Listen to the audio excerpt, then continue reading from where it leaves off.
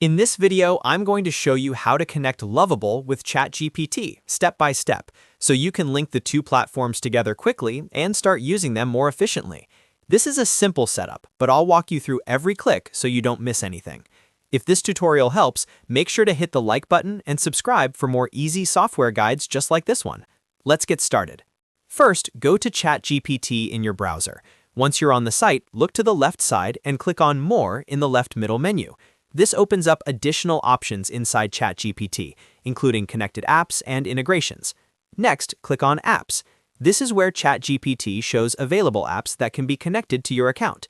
It's the section you need to access in order to find Lovable. Now, in the Apps area, click on Lovable. This takes you to the Lovable app page inside ChatGPT, where you can begin the connection process. On the Lovable page, click Connect.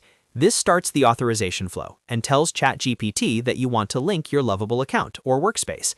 After that, you'll see a button that says Connect Lovable. Click that to continue. This is the point where the connection is being handed off to Lovable for permission. Now, Lovable will ask you to allow access. Click Allow to approve the connection. This step is important because it gives ChatGPT the permission it needs to communicate with Lovable through your account. Once you allow access, the connection should complete automatically.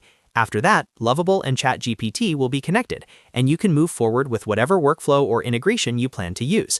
If you ever need to manage the connection later, you can go back into your app settings inside ChatGPT and review the linked app access there.